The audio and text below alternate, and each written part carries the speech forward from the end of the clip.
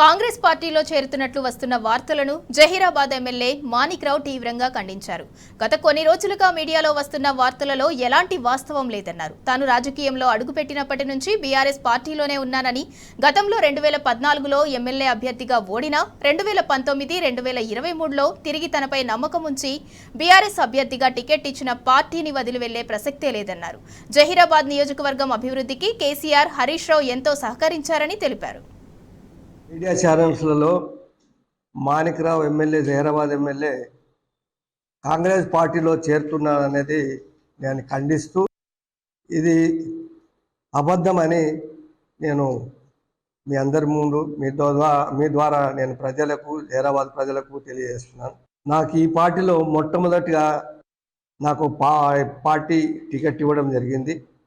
మరి గతంలో 2014 ఓడిన తర్వాత కూడా మళ్ళీ రెండోసారి, మళ్ళీ మూడోసారి ఇవ్వడం జరిగింది. కాబట్టి నేను ఈ పార్టీని వదిలిపెట్టి నేను ఎక్కడా పోను, ఇదే పార్టీలో ఉంటాను.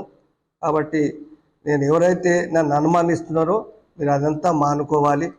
పార్టీ అన్ని విధాలుగా మాకు ఇన్ని రోజులు మనకు సహకరించి అన్ని విధాలుగా అభివృద్ధిని కావచ్చు, మరి సంక్షేమములు కావచ్చు, అన్ని విధాలుగా మాకు సపోర్ట్ చేసింది. కాబట్టి జహీరాబాద్ నియోజకవర్గానికి కూడా అన్ని విధాలుగా సపోర్ట్ చేసింది. కాబట్టి అందుకే ఈ ప్రజలను, జహీరాబాద్ ప్రజలను వదిలి ఇంకొక పార్టీలకు కానీ పోయే ప్రసక్తే లేదని తెలియజేస్తూ, మాజీ ముఖ్యమంత్రి కేసీఆర్ కానీ, హరీష్ రావు కానీ అదేవిధంగా అన్ని విధాలుగా మనకు సహకరిస్తాం. కాబట్టి తప్పకుండా మీరు అందరూ కూడా, మరి ప్రజలందరికీ నేను తెలియజేయడం, మీరు అందరూ కూడా నాకు సహకరించారు. నేను కూడా తప్పకుండా మీ అందరి వెనుక తప్పకుండా ఏ అవకాశం ఉన్నా, ఏ అర్ధరాత్రికైనా ఫోన్ చేయొచ్చు. నా అవసరం తప్పకుండా మీ అందరి అవసరాలు తీర్చే బాధ్యత నాది. కాబట్టి మీరందరూ నన్ను గెలిపించారు. కాబట్టి మీ అందరితో పాటు నేను మీతో పాటు ఉంటానని బీఆర్ఎస్ కార్యకర్తలు